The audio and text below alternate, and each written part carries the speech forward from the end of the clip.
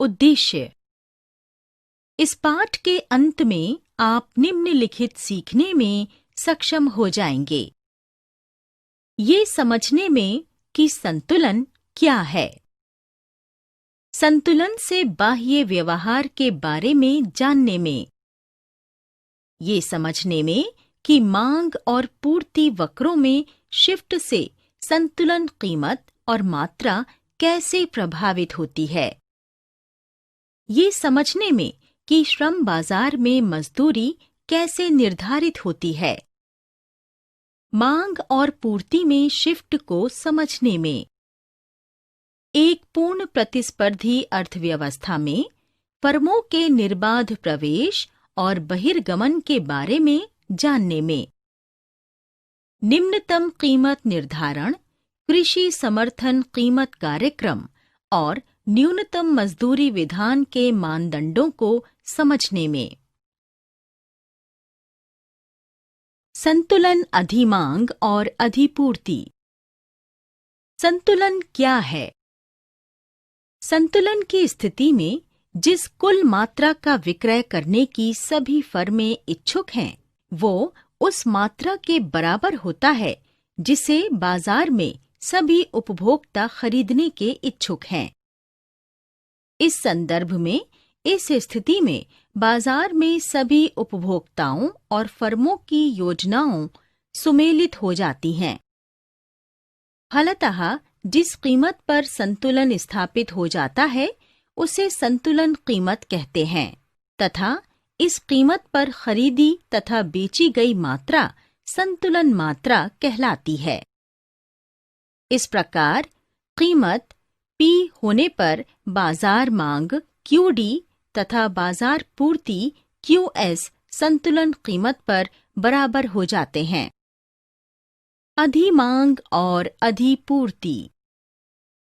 यदि किसी कीमत पर बाजार पूर्ति बाजार मांग से अधिक है तो उस कीमत पर बाजार में अधिपूर्ति कहलाती है तथा यदि उस कीमत पर बाजार मांग बाजार पूर्ति से अधिक है तो उस कीमत पर बाजार में अधिमांग कहलाती है।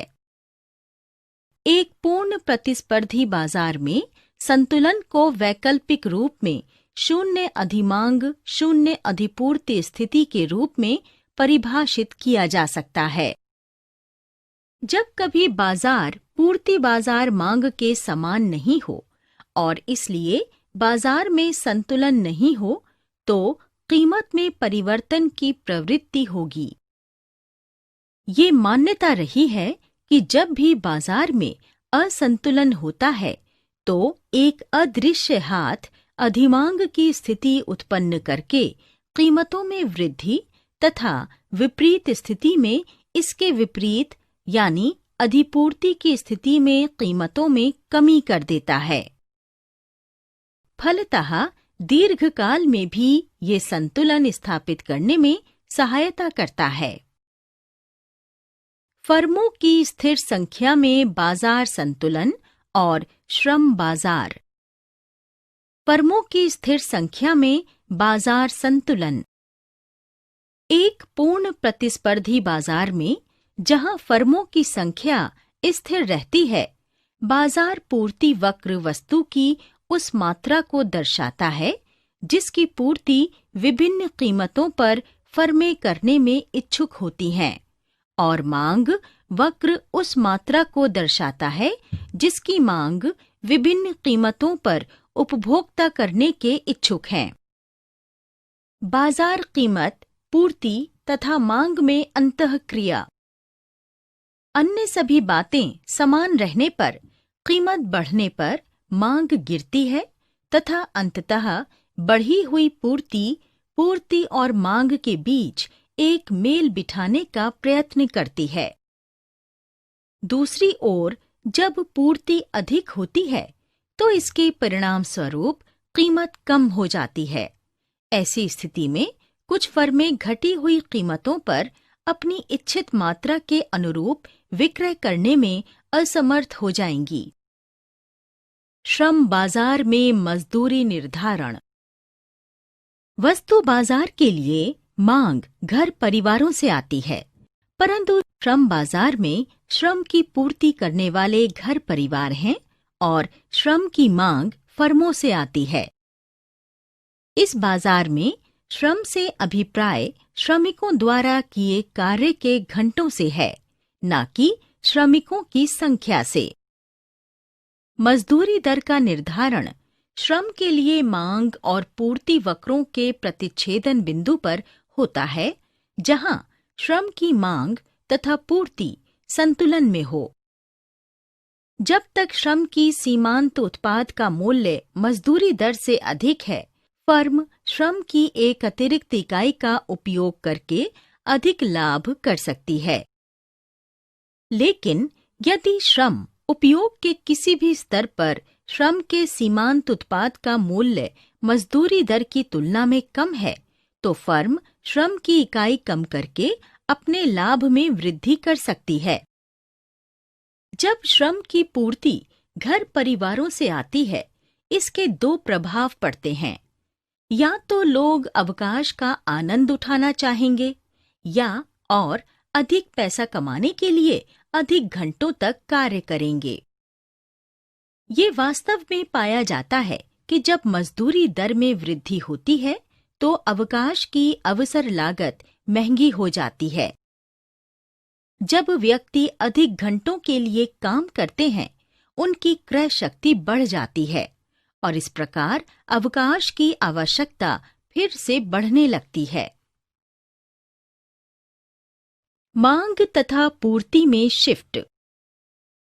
मांग शिफ्ट उपभोक्ताओं की रुचियों, वस्तुओं की कीमत, उपभोक्ताओं की आय, उत्पादन में उपयोग की जाने वाली प्रौद्योगिकी, बाजार का आकार, उत्पादन में प्रयोग होने वाली आगतों की कीमतें और कई अन्य आदि जैसे एक या एक से अधिक कारकों में परिवर्तन के साथ पूर्ति वक्र अथवा मांग वक्र अथवा दोनों ही संतुलन कीमत तथा मात्रा को प्रभावित करते हुए शिफ्ट हो सकते हैं।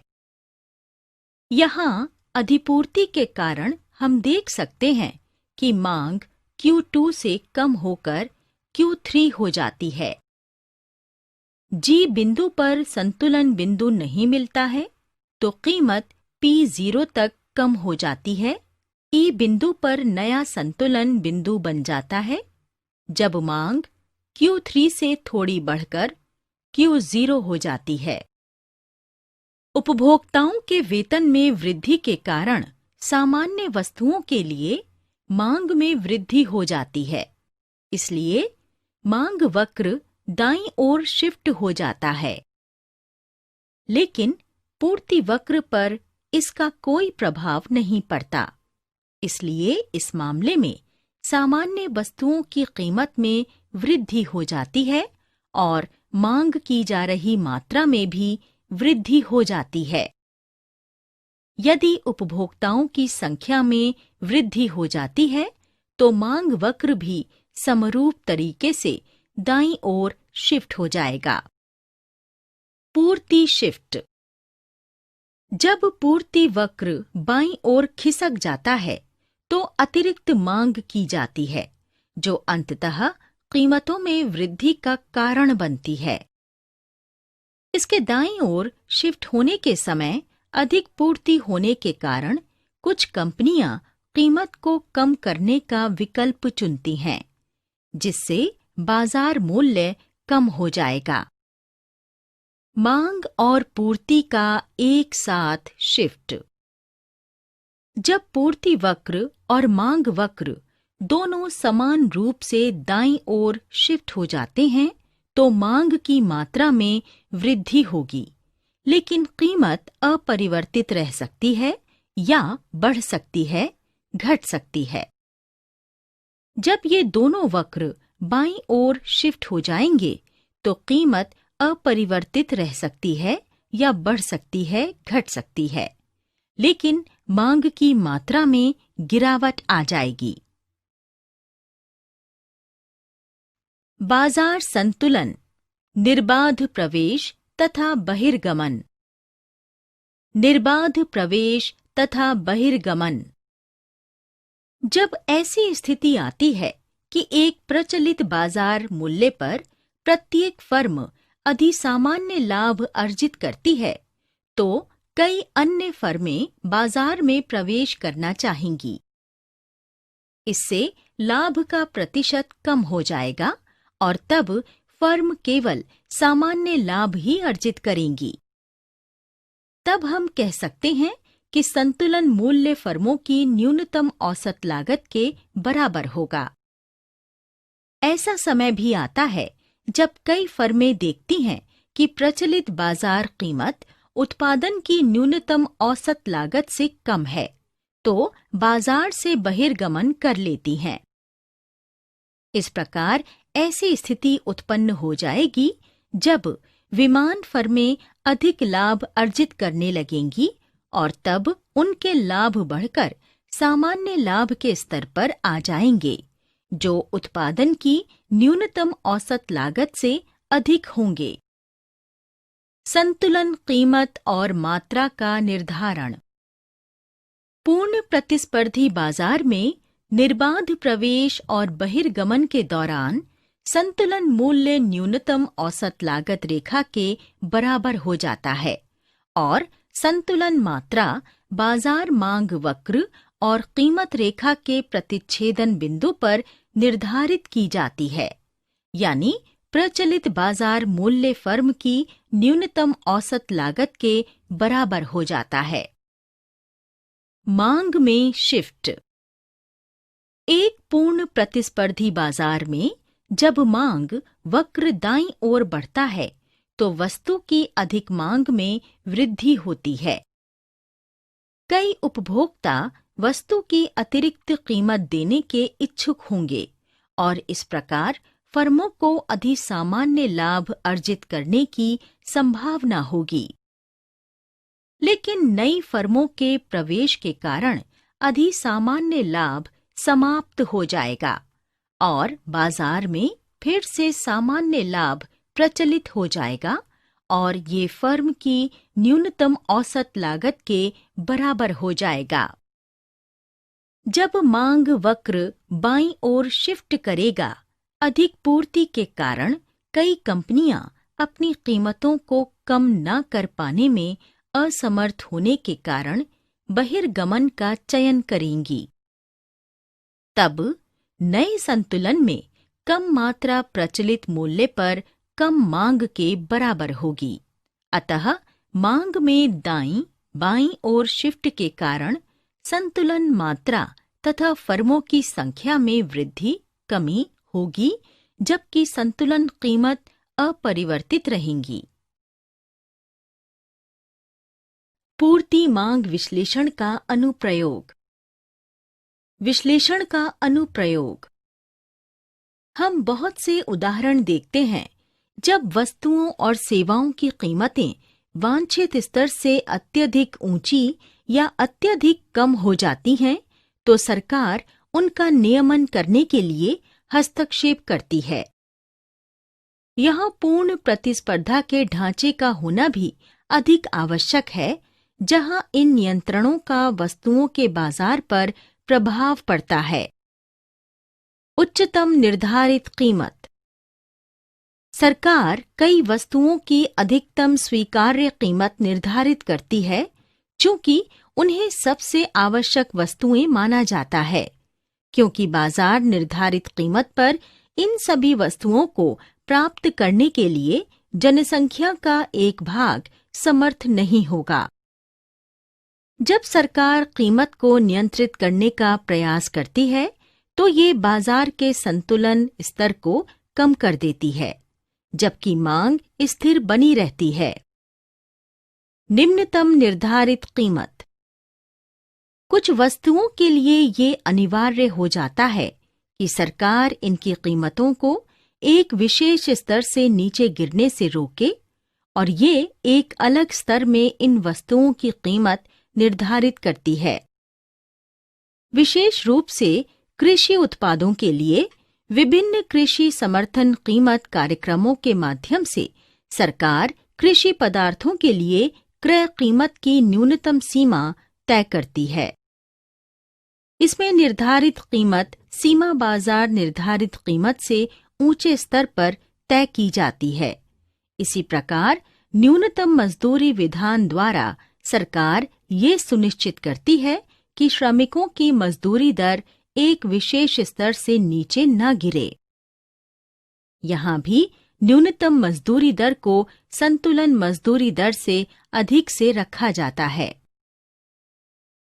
सारांश: हमने जो कुछ सीखा है उसे संक्षेप में दोहराएं। एक पूर्ण प्रतिस्पर्धी बाजार में संतुलन वहां होता है जहां बाजार मांग और बाजार पूर्ति बराबर होती है। संतुलन एक ऐसी स्थिति है जहां किसी भी प्रकार के परिवर्तन की कोई प्रवृत्ति नहीं होती है।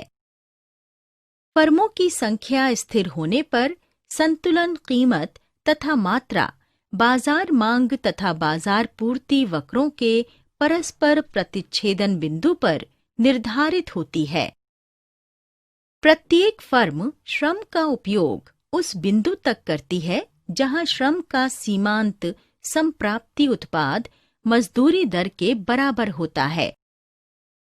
फर्मों का प्रवेश तथा बहिर्गमन बाजार में फर्मों के उत्पादन की न्यूनतम औसत लागत पर निर्भर करता है। पूर्ति वक्र के अपरिवर्तित रहने पर जब मांग वक्र दाईं या बाईं ओर शिफ्ट होता है तो फर्मों की स्थिर संख्या होने पर संतुलन मात्रा में वृद्धि या गिरावट होती है तथा संतुलन कीमत में वृद्धि या गिरावट होती है। एक पूर्ण प्रतिस्पर्धी बाजार में समरूपी फर्मों के साथ यदि फर्में बाजार में निर्बाध प्रवेश या बहिर्गमन कर सकती हैं, तो संतुलन कीमत सदैव फर्मों की न्यूनतम औसत लागत के ही बराबर होती है। निर्बाध प्रवेश या बहिर्गमन होने पर मांग में शिफ्ट का संतुलन कीमत पर कोई प्रभाव नहीं होता, परंतु संतुलन मात्रा तथा फर्मों की संख्या में परिवर्तन मांग की दिशा में परिवर्तन के समान होता है। फर्मों की स्थिर संख्या वाले बाजार की तुलना में निर्बाध प्रवेश व बहिर्गमन वाले बाजार में मांग वक्र के शिफ्ट का संतुलन मात्रा पर प्रभाव अधिक प्रबल होगा। संतुलन कीमत से कम कीमत की उच्चतम निर्धारित कीमत के निर्धारण से अधिमांग उत्पन्न होगी।